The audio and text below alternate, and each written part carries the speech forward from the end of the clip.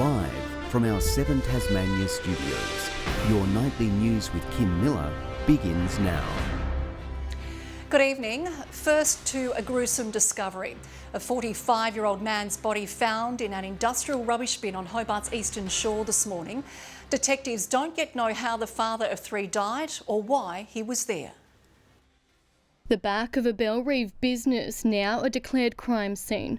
A body found in an industrial bin this morning. The garbage contractor making the grim discovery. He's actually lifted the lids on a number of large bins and found the male, who is 45 years of age, deceased in the bin. Emergency services swarming the Percy Street property around 9 o'clock. Police say there was no evidence of injury on the man's body when found. Just how or why he ended up there remains a mystery, but authorities aren't ruling out anything at this stage. Right now the scene suggests that this could be a case of death by misadventure or alternatively foul play, or possibly a combination of both. His movements over the last 48 hours forming a crucial piece of the puzzle. We thus far know that he was seen alive and well by his children around about 7 p.m. on Saturday night. It's understood the man is known to police. He has been itinerant for some time now and is known to frequent the Bellreeve and Rosny area. Detectives spent much of the day investigating here in Bellreeve, still piecing together the tragedy. Authorities now urging anyone with information to come forward. Tasmania Police are requesting any persons that would be aware of movement in the vicinity of Percy Street last night into this morning to please contact Crime Stoppers. Rebecca Gadanera, 7 Tasmania News. There are growing concerns Tasmania may be at risk of a credit rating downgrade, causing infrastructure projects and frontline services to cost more. It follows the government's contentious budget, which is set to face more fierce criticism by the opposition and crossbenchers in Parliament this week. The budget paints a dire picture of Tasmania's finances. With sky-high debt on the horizon in the coming years, so too are fears of a credit rating downgrade. Under the current budget, that's inevitable. It comes after credit agencies S&P and Moody's had already flagged the state was at risk, meaning if it drops, infrastructure and essential services will likely be more expensive for the government to fund. Labor raising the alarm ahead of the party's budget reply tomorrow. I think there is very uncertain times ahead. I don't think this government will make a full parliamentary term. With the balance sheets covered in red ink, the Greens say the proposed Macquarie Point Stadium isn't a project the state can afford. The party set to put forward its alternative budget on Wednesday. We need to build homes and we need to put more money into the health services and education services that are delivered. While tax changes aren't on the table for the government and opposition, some upper house independents say they should be. We do need to have a proper look at what is fair, what is sustainable, what is equitable, and that includes a conversation around all of it and getting rid of really inefficient taxes. We cannot cut our way out of this debt. We cannot expect the economy to grow us out of this debt. We do need to look at taxation reform. Though the Premier's adamant, Tasmania's projected economic growth will help tackle financial shortfalls. We've grown our economy considerably over the course of the last 10 years. That's how you manage sustainable budgets, manage debt. Anthony Dodd, 7 Tasmania News. Quit Tasmania claims anti-smoking program funding is being slashed in half. In a double blow, an anti-vaping campaign aimed at young people is nearing an end, with fears that could lead to a rise in the dangerous habit. Dubbed a devastating blow. Smoking causes 16 different types of cancer, ones that can kill you fast. Anti-tobacco campaigns like this one set to dissipate. You definitely notice less advertising on television, social digital, billboards. Quit Tasmania claim its state government funding for popular ads aimed at reducing the number of Tasmanians who smoke has dropped by 50%. It's concerned now on the long-term impact expected to hit Tasmania's health system. About 2/3 of people who smoke will die of a smoking-related disease. We're investing enormously into our mental health and wellbeing sector, including alcohol and tobacco prevention. Government funding for an anti-vaping campaign aimed at young people is also set to end on June 30. I'm scared to tell you how much money I blew through. Don't Let It In has only been live since March. We certainly wouldn't have gone into the effort of developing that campaign and the work that went behind it if we didn't think that moving forward that it would continue. It was a 1 year funding that's ended. We know that it's already had millions of impressions. We know that it's been received really well. It's actually an award-winning campaign now. So of course we were very disappointed. Anti-tobacco groups are now calling for clarity about the funding, worried it could impact existing campaigns. They say if the message doesn't get through, the rates of smoking might actually increase. The economic and health burden, or financial and health burden to individuals, is just mind-blowing. Ruby Cairns, 7 Tasmania News.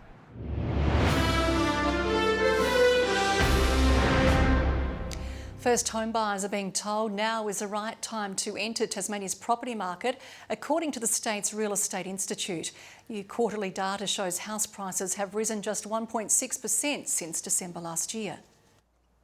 The best opportunity and the best entry level to get into the market right now, before prices become too out of touch. Interstate investors have also taken advantage of market conditions with a 30% increase in purchases. With the winter off-season period now upon us, Tasmanians are asked to do their bit for our tourism sector, with registrations for the Eat Local, Stay Local voucher scheme now open.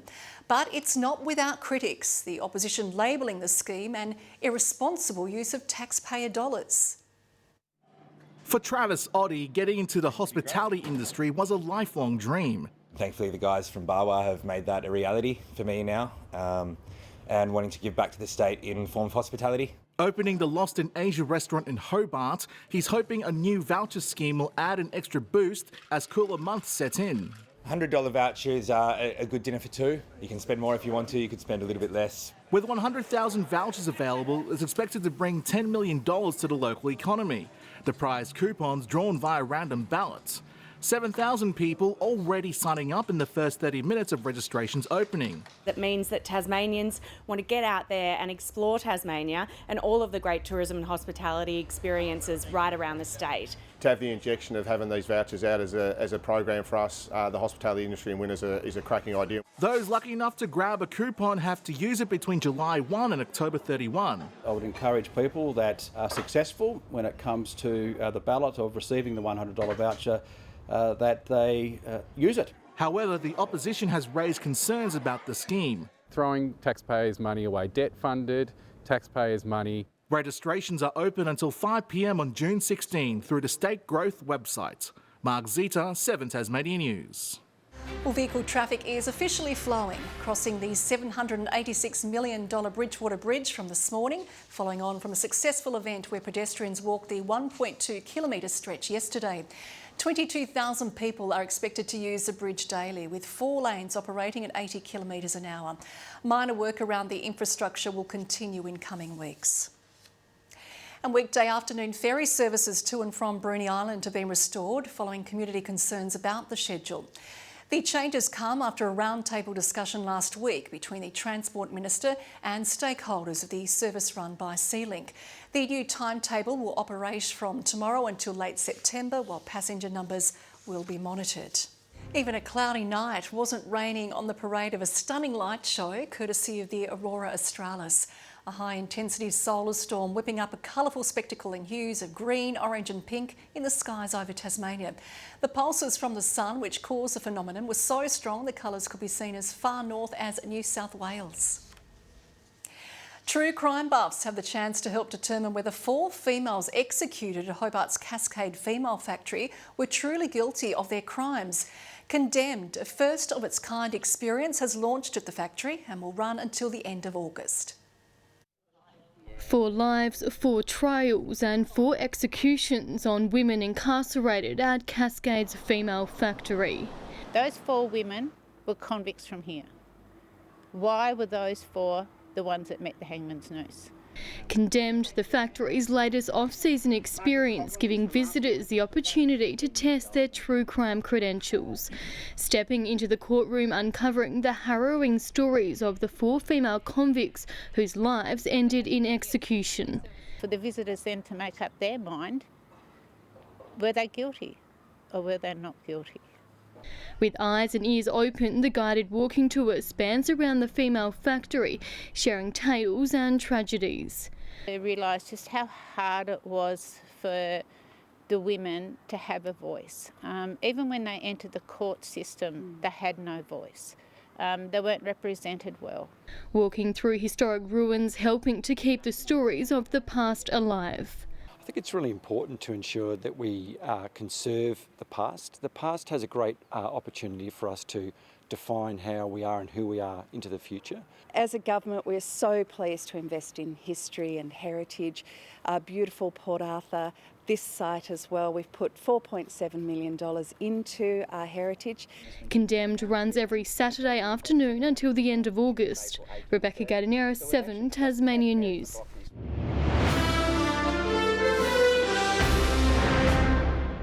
As several NTFA clubs start shopping around with the extraordinary salary cap extension handed to them on Friday, Circular Head doesn't think they need similar relaxations to improve competitiveness in the NWFL. Coming within a whisker of their second win of the season with a nail-biting draw against Wynyard. I think certainly at Circular Head we're heading in the right direction, and obviously it's going to take time for new clubs. East Devonport going through a similar thing at the moment with their first year back in the competition.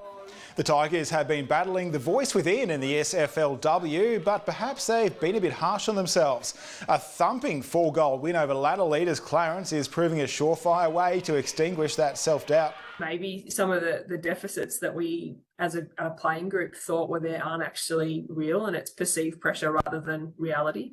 Club footy takes another break this weekend when the NWFL hosts the SFL at Dial Park for the second rep round. Just 2 days into winter, it's on your marks, get set and go for Tigers pre-season in camp as they start getting in shape for summer.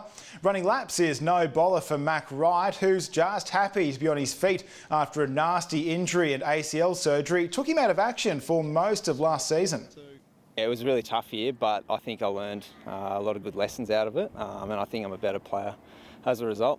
Being a cricketer, you want to play cricket, not be sitting on the sideline.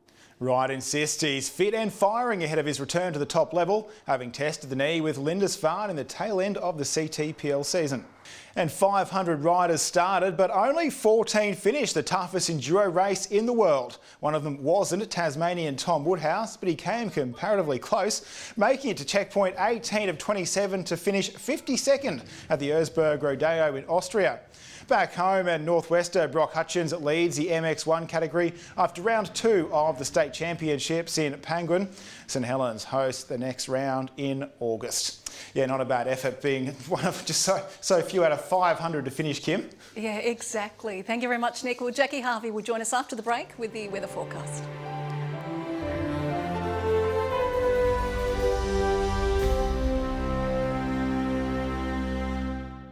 Good evening. 17 was the top in Hobart today, with 16 across Launceston, Devonport and Burnie. 18 was the state's top at Ouse, 17 about Flinders and King Island and 16 in St Helens.